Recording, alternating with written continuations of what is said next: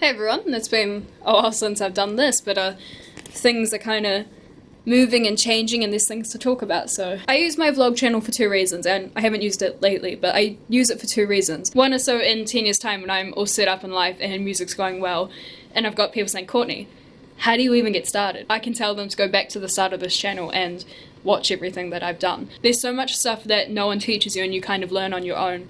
But I know there's certain pieces of information and advice that I would have liked to have heard. Every time something big happens that there were things where I wish someone had told me, I like to document that and maybe it'll be useful to someone else. The other reason is it's like a visual diary of sorts to me. You know, when I'm 40, I can look back at me leaving Greymouth and doing my first gigs and recording my first EPs and all that. And it's so cool just to have all these videos of me growing up and existing.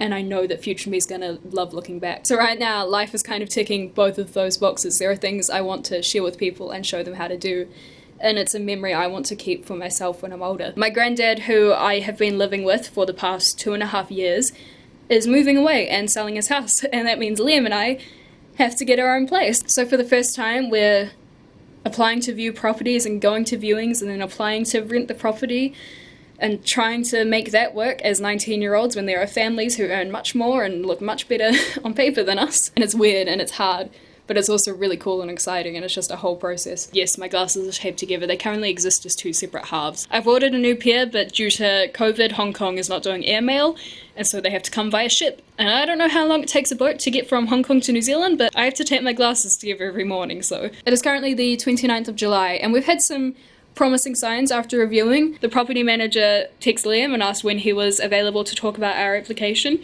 and if they're just going to say no, they just email you that. So this sounds like it could be a step further. But the first open home for Granddad's house is on the 24th of August. So we have to be out before then. The rest of the house is getting staged and photographed professionally, so they have to be out and the house has to be empty by the 14th of August. Since we're in the sleep out, which they're not going to stage or photograph, we can stay till the 22nd if we want to, which if we get this property we're hoping for is available for us to go into on the 22nd. So we're starting to pack all the stuff that we don't use every day. And before I take everything apart and put it all into boxes, I kind of want to document how we've been living for the last little while. The place is a bit of a mess. We've been incredibly busy and we've barely been home for the last 2 months, but everything's about to just go in boxes anyway, so it's kind of hard to get motivated to clean it up. It's currently nighttime, so the curtains are closed and everything. This room has changed a bit since I first moved in. I never did a proper room tour or anything at the start, but this is what it looks like now. It's changed a bit. At the start of this year, we decided that we wanted to be responsible for our own food rather than Granddad having to buy it for us. So we set up a kind of kitchenette. It's basically glamping. We don't have running water. This is our water supply and we have to take it out and fill it up every 2 days. It's a 20-litre jerry can. We don't have a bench. We have a table, a toaster oven, a jug. We don't have a toaster. An electric hot plate thing that we plug in to cook on, pantry, fridge, microwave. And to do dishes we have a bucket down there. It is black and currently blending in, but we boiled the jug and put it in the bucket and then put a jug of unboiled water in the bucket and wash our dishes, and there they go here. So we've been pretty much camping, but it works. I am very excited to have a kitchen with cupboards and a bench and running water and not a toaster oven. Although I have cooked full cakes in that oven, so it's not that bad. All of our plates and pots and pans and everything go in that pantry, as well as all of our food. But that is the thing drawer, you know, where all the spatulas and whisks and everything go, they all go in there. And then this has been a little lounge setup. We were spending a lot of time in the sleep out, but we didn't really have separate zones set up. And we'd come in, and the bed used to be over here against this wall, and would eat on the bed and watch TV on the bed, and we just wouldn't, the bed was everything. That's actually really bad for your brain. If you currently never leave your bed, if your bed is your lounge, kitchen and everything, you gotta stop it because it confuses your brain. Your bed just has to be the place you go when you turn the lights out. Doing awake stuff in bed is really bad for your sleeping patterns. So if you'll take one piece of advice from me, even if you're still living at home with your parents and you only have your room as your own space, get an armchair or something, so when you're awake, you sit in the armchair, then when you want to go to sleep, you go to bed. So at the start of this year, when we decided we wanted to do our own food and everything, we set up our lounge. So I've started packing up some board games and things. Next will be all of this stuff because it doesn't get used. super regularly, so I won't miss it if it's in a box for 2 weeks. It's exciting, it's terrifying. I wanted to document this room before it was completely taken down. I've lived in this sleep out for 2.5 years.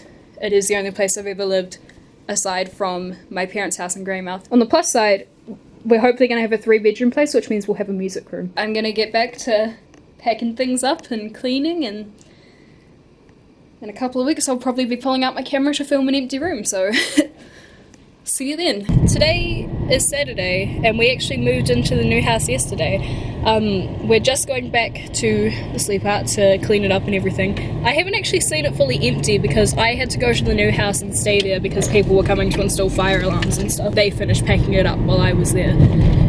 And it's gonna be weird, that's where I lived for 2.5 years, so this is the first time I've moved houses where once we go today I can't go back. Like, my parents still live in the house I grew up in, and when I moved to Christchurch it was just my bedroom and I only had enough stuff to fill the back of my dad's car and that was it. And we had to get a trailer to move yesterday, which was crazy. I wanted to film a bit, but everything happened very fast. We had more people than we expected turn up to help. Everything was just loaded up and gone, so it was very fast and very strange. But now we're currently trying to unpack and everything. We're discovering little things that we need. Yeah, so do some mob shopping and stuff today. Yeah, we stayed an extra week past when Granddad left because they weren't staging the sleep out. And it was really weird to go inside to use the bathroom and there's all this fancy furniture and it was like, this isn't our house anymore. Yeah. So that was very strange. Yeah. Alright, let's go see this empty sleep out. Yeah. This is very strange. It's so echoey in here. It's so crazy how as soon as you take out like your couch and your bed and all your soft furnishings, it gets so echoey. As soon as we took stuff off the walls, the sound started changing. And then yesterday as we were emptying things out, the sound just got weirder and weirder, but when I left, there was still half of our furniture here, and now it's just completely empty. We own a vacuum now. You broke it. So now we just have to clean and get it all tidied up. I think there's someone coming to video the house today to put up with the auction listing. I won't go in because I've got my shoes on and it's all vacuumed, but we're all clean and it's time to go. We're currently filming a little video of the place. This is it's very strange. I grew a lot in this place. Goodbye, sleep out. Goodbye, house. This is so weird. I've never left a house that I can't go back to. This is so strange. Goodbye. Oh, that's Realist Age and I won't film him. Awesome. I don't know how to feel about this. Yeah. That's it. After this, there is no more. I never come back here. Oh, goodbye. This is it. Don't like it. Goodbye. This is our new house. Why? That was an awful noise. As always is when you first move in, it's an absolute mess and we're still trying to work out where we want to put everything, and we don't yet have a washing machine or a dryer, so we had to do our washing at Liam's mum's, and now we're just trying to dry it like this because the weather is... Oh, it's clearing up. It was gross before. I really like this place. When we were looking for places, this was our favourite, and we went through and there were lots of other people looking at it as well, and we were like, don't get your hopes up because there's no way that we're going to get it. And then 2 days later they rung us up and they're like, oh, you have it. And we were like, what? What do you think? How's your sandwich? That's good. I'm looking forward to Wi-Fi. Yeah, we currently don't have internet. Fibre wasn't installed in the house yet, so we have to get it installed. We like this place because it's not just flat and square box shape. It is cool and it's got slopey roofs and... What would you call this part? Because it's kind of like a split level, because there is a part that's 2-story, but then there's also this giant column. Oh no. Is it a split level? We're technically on the first floor because the garage is on the ground floor. It was a nightmare trying to get things up this staircase because we have to go around this little corner. Big furniture did not enjoy it. This is upstairs. Everything's very bare. We've only brought up the furniture. All the little bits and pieces we usually keep around are currently downstairs still. I have to start doing some unpacking. Since we were in a sleep out that was our lounge, kitchen, bedroom, everything, it's really weird to sleep in a bedroom that is just a bedroom, nothing else. We also have a music room, which isn't set up yet, but we're going to get there. Is that leaning? Oh my god, who did this? Oh my god, who did that? There's so much mess everywhere. Pro tip for moving, coming from a former McDonald's employee, they keep their fry boxes for recycling, so instead of biffing them out, they fold them down and they get stacked up. And if you go in before the recycling truckers come and ask for fry boxes, they'll just ask you to give like a gold coin donation to Ronald McDonald House and they'll give you a stack of fry boxes. And they're a really good size for moving things. This cupboard here is so weird. When we first came to view this place, I looked at this little cupboard door and I'm like, oh, this will be a linen closet. I got to open it, expecting shelves and towels. There's a whole like Harry Potter cupboard back here. And I was very surprised when I first opened it, but it's going to be good storage for things like the Christmas tree and all that sort of stuff where you have to just find space for. I know this space isn't that tall, but it feels very high up when you look down over the edge. Right, better start dealing with boxes. Hey everyone, I have just been editing this video and I wanted to talk about a few things that I have learnt through this process that I haven't yet mentioned in the rest of the video. It is now the 8th of October. We have lived here for a month and a half now and it's going well, we're all set up. Just as I was going through editing, I realised that at the start, the house I'm talking about, I never mentioned that that isn't the house we actually got. That was a house that was in more of the central city and it would have been alright, but it wasn't our favourite, and this is the house we wanted and we're absolutely stoked that we got it. You can see all the boxes are gone. We still need to get some bar stools for that. That is the last box left down there. So my tips for moving out for the first time, like getting your own place, save up as much as you can before you move out. We were in the process of doing that and then circumstances changed and we had to move.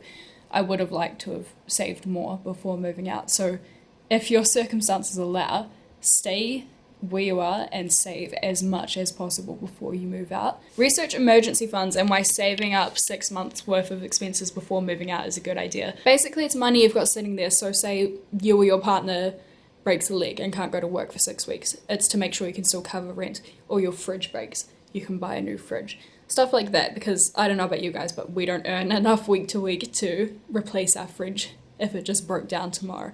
Would have to save up or borrow some money to get a new one. When it comes to actually looking for a place, set your non-negotiables before you start looking. So for us, it was things like how much rent we were willing to pay a week. We didn't want to be more than a 20-minute drive from the city centre. We didn't really want to live on the other side of town to where we are now. We like being closer to the beach.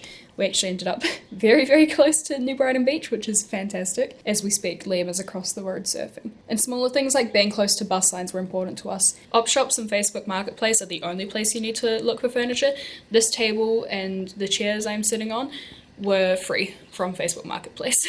Not everything is going to match, and I'm the kind of person who that does annoy me a little bit, but it's not the end of the world. Ultimately, you can paint everything if you want to. It's just placeholder furniture until you can afford to buy the furniture you really want. And as long as it's functional, it doesn't matter. When it comes to kind of household objects, like all your kitchen stuff, cutlery, crockery, all your tools like whisks and spatulas and rubbish bins, and just things you don't think about, soap dispensers for your bathroom. Either start picking those up as you go, leading into when you're planning on moving out, and keep them in a box, or start putting like 10, 20 bucks aside a week so that when you go to buy all those things, it's not super expensive. When we set up the little kitchen and the sleep out, that was like $400 worth of stuff, and it was all the most basic things you could get from the warehouse, all the $1 plates, and then as things break we replace them with slightly better things. Once you move in, you work out pretty quickly what you've forgotten to get that you need. In general, we found that everything we need and use every day we thought of.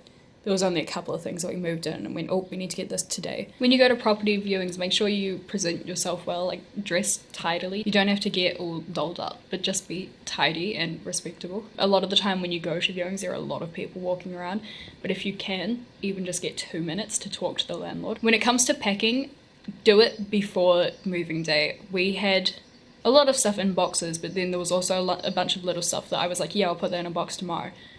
And then when it came down to it, there was a lot more little stuff than you realise. In the weeks leading up to your move, pack away the things you don't use very often and can live without for a week or two.